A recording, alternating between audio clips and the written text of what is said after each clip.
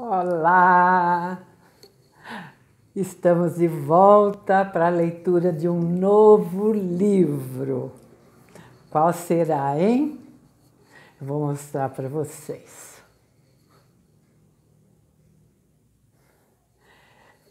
Não fui eu que escolhi esse livro. Eu fiz uma enquete lá no meu Instagram, pedindo sugestão, né, de livros. E muita gente viu a enquete, botou lá coraçãozinho, visualizou e tal, mas só uma única pessoa deu sugestão de livro, que foi o meu amigo Paul Solórzano. Ele é um arquiteto, nosso amigo, ele é inclusive peruano, não é nem brasileiro, e ele sugeriu que eu lesse o livro O Alquimista, do Paulo Coelho, que acho que dificilmente alguém não conhece, pelo menos não ouviu falar, né? Garanto que muitos de vocês até leram. Pode ser que leram na época que foi lançado, né? E foi o meu caso. Eu li na época que foi lançado e até tive que reler para me inteirar de novo da história, porque muita coisa já não lembrava. Tá bom? Então, em homenagem ao meu amigo Paul, eu vou ler então agora o Alquimista para vocês. É um livro que tem um conteúdo bem bacana, né? Assim, tem ensinamentos, tem muitas reflexões que a gente pode fazer durante a história. E hoje eu vou ler para vocês as orelhas, o prefácio e uma pequena historinha que ele conta aqui antes de iniciar a história propriamente do livro, tá bom? Então, o livro é O Alquimista, do Paulo Coelho, a editora é Martins Fontes, e eu vou ler então aqui, a contracapa diz assim: quando você quer alguma coisa, todo o universo conspira para que você realize o seu desejo. Esse livro, a orelha diz assim: O Alquimista, um dos mais importantes clássicos contemporâneos da literatura, foi publicado pela primeira vez em 1988 e desde então tem influenciado a vida de milhões de pessoas em todo o planeta. Sua leitura passa por gerações e, embora tenha sido escrito originalmente em português, é adotado como leitura obrigatória em escolas de vários países do mundo. É o livro brasileiro mais traduzido do mundo e ficou por 425 semanas consecutivas entre os títulos mais vendidos da lista do New York Times. Nenhum outro livro, americano ou estrangeiro, conseguiu esse feito. Malala Yousafzai, a Malala, né? Todo mundo sabe quem é a Malala. A mais jovem laureada com o Prêmio Nobel da Paz, o astro da NBA, LeBron James, e os atores Will Smith e Russell Crowe estão entre alguns dos leitores que possuem profunda admiração por esta obra de Paulo Coelho. Na outra orelha, nós temos o que eles dizem sobre o livro. A Malala, então, que é um prêmio Nobel da Paz e é autora do livro que conta sobre a história dela, né, chamado Eu Sou Malala, ela diz assim: o alquimista é esperançoso e inspirador. Sua história ensina que devemos acreditar em nós mesmos e continuar nossa jornada. Tem uma declaração também do Barack Obama, ex-presidente dos Estados Unidos. Ele diz assim: acreditemos nas palavras de Paulo Coelho, e abre aspas, com a força de nosso amor, de nossa vontade, podemos mudar o nosso destino e o destino de muita gente. Kenzaburo Oi, que é um prêmio Nobel de Literatura, diz: Paulo Coelho conhece o segredo da alquimia literária. Russell Crowe, o ator, diz: quando estou no set com jovens atores ou quando cruzo com pessoas que estão um pouco confusas na vida, buscando se reencontrar, há 2 livros que sempre recomendo. Um deles é Siddhartha e o outro é O Alquimista. Siddhartha vai ser um livro que um dia eu vou ler para vocês, que é maravilhoso também. E o LeBron James, que é o astro da NBA, disse assim: o alquimista é sobre se empoderar e ver seus sonhos se realizarem. Quanto mais você deseja e fala sobre algo que quer ser, maior a chance de isso se tornar realidade. Então é isso. Aí eu vou ler então para vocês. Primeiro, o Paulo Coelho cita aqui uma passagem bíblica de Lucas, do apóstolo Lucas.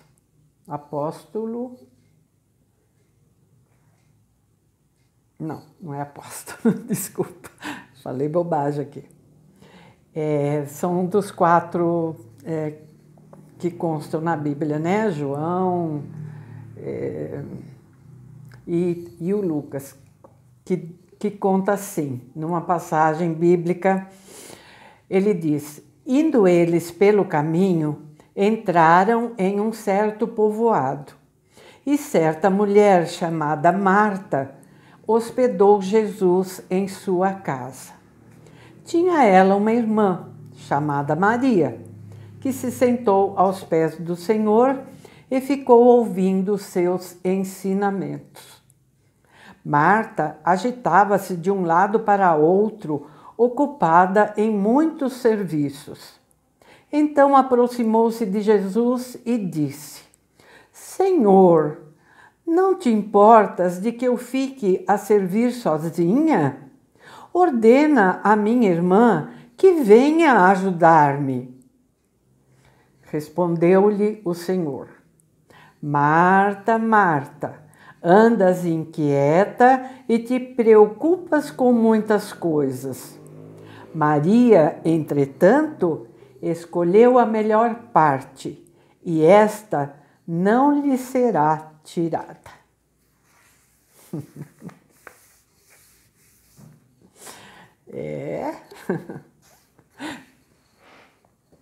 Isso aí. Bom, ele diz aqui, ó, o Paulo Coelho, antes de começar. Então ele vai dar uma explicação aqui, uma justificativa, né? Vamos dizer assim, a respeito do livro. É importante dizer alguma coisa sobre o fato de O Alquimista ser um livro simbólico, diferente de O Diário de um Mago, que ele escreveu antes, né? É um livro anterior a esse, que foi um trabalho de não ficção. Então, o que quer dizer isso? Que O Alquimista é um livro de ficção. Durante 11 anos de minha vida, estudei alquimia. A simples ideia de transformar metais em ouro ou de descobrir o elixir da longa vida já era fascinante demais para passar despercebida a qualquer iniciante em magia. Não se preocupe que o livro não é de magia, tá? Confesso, para quem não conhece, confesso que o elixir da longa vida me seduzia mais. Antes de entender e sentir a presença de Deus, a ideia de que tudo ia acabar um dia era para mim desesperadora.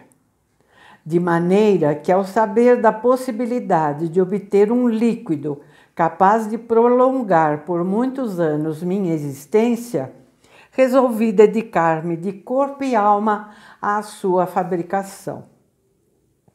Era uma época de grandes transformações sociais, o começo dos anos 70, e não havia ainda publicações sérias a respeito de alquimia. Comecei como um dos personagens do livro, a gastar o pouco dinheiro que tinha na compra de livros importados e passava horas estudando sua simbologia complicada. Procurei 2 ou 3 pessoas no Rio de Janeiro que se dedicavam seriamente à grande obra e elas se recusaram a me receber.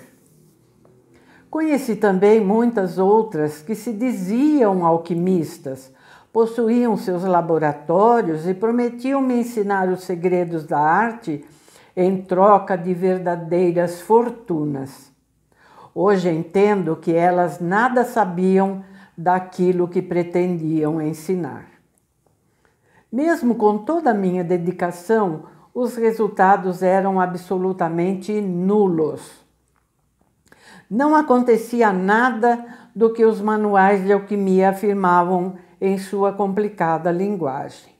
Era um sem fim de símbolos, de dragões, leões, sóis, luas, mercúrios, e eu sempre tinha a impressão de estar no caminho errado, porque a linguagem simbólica permite uma gigantesca margem de equívocos. Em 1973, já desesperado com a ausência de progresso, cometi uma suprema irresponsabilidade. Nessa época, eu fora contratado pela Secretaria de Educação de Mato Grosso para dar aulas de teatro naquele estado e resolvera utilizar meus alunos em laboratórios teatrais que tinham como tema a Tábua da Esmeralda. Essa atitude, aliada a algumas incursões minhas nas áreas pantanosas da magia, fez com que no ano seguinte eu experimentasse na própria carne a verdade do provérbio: aqui se faz, aqui se paga. Tudo à minha volta ruiu por completo. Passei os 6 anos seguintes de minha vida numa atitude bastante cética em relação a tudo o que dissesse respeito à área mística. Neste exílio espiritual, aprendi muitas coisas importantes. Que só aceitamos uma verdade quando primeiro a negamos do fundo da alma. Que não devemos fugir do nosso próprio destino. E que a mão de Deus é infinitamente generosa, apesar de seu rigor. Em 1981, conheci Ram, R-A-M, e o meu mestre, que iria conduzir-me de volta ao caminho que está traçado para mim. E enquanto ele me treinava em seus ensinamentos, voltei a estudar alquimia por minha própria conta. Certa noite, enquanto conversávamos, depois de uma exaustiva sessão de telepatia, perguntei por que a linguagem dos alquimistas era tão vaga e tão complicada. Existem 3 tipos de alquimistas, disse meu mestre. Aqueles que são vagos porque não sabem o que estão falando, aqueles que são vagos porque sabem o que estão falando, mas sabem também que a linguagem da alquimia é uma linguagem dirigida ao coração e não à razão. E qual o terceiro tipo? Perguntei. Aqueles que jamais ouviram falar em alquimia, mas que conseguiram, através de suas vidas, descobrir a pedra filosofal. E com isso, meu mestre, que pertencia ao segundo tipo, resolveu me dar aulas de alquimia. Descobri que a linguagem simbólica, que tanto me irritava e me desnorteava, era a única maneira de se atingir a alma do mundo, ou o que Jung chamou de inconsciente coletivo. Então, a alma do mundo é a mesma coisa que o inconsciente coletivo. Descobri a lenda pessoal e os sinais de Deus. Verdades que meu raciocínio intelectual se recusava a aceitar por causa de sua simplicidade.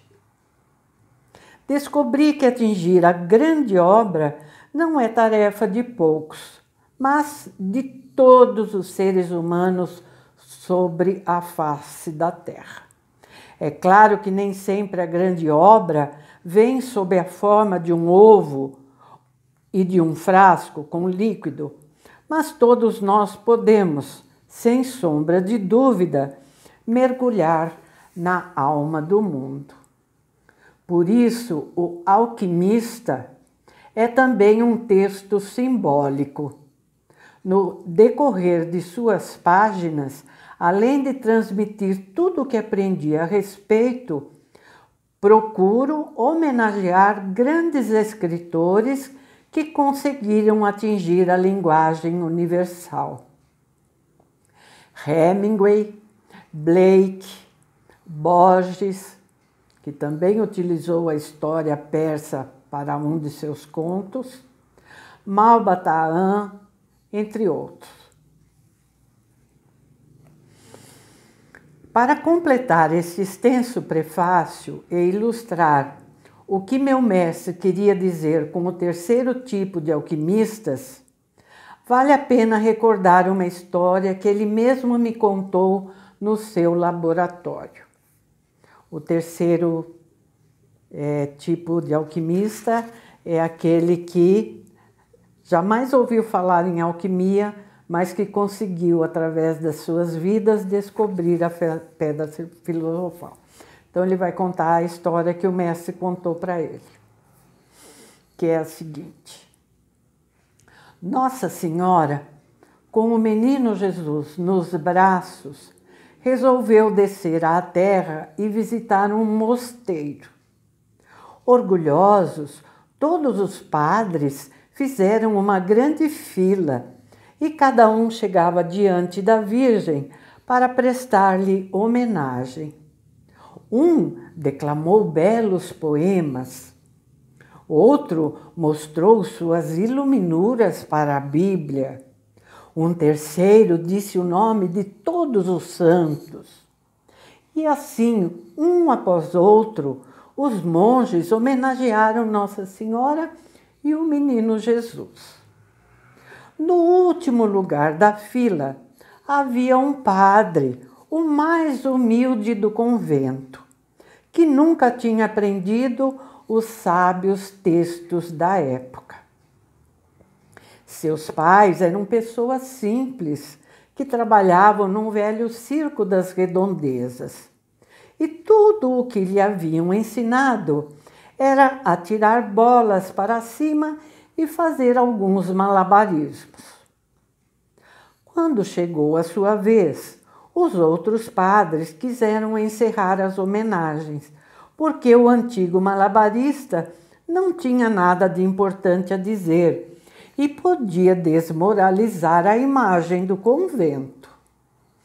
Entretanto, no fundo do seu coração, também ele sentia uma imensa necessidade de dar alguma coisa de si para Jesus e a Virgem.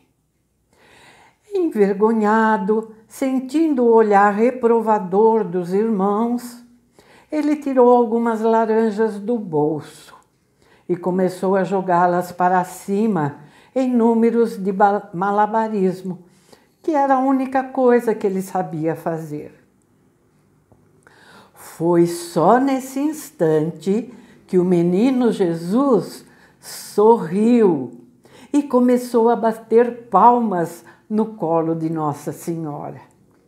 E foi para ele que a Virgem estendeu os braços, deixando que segurasse um pouco o menino.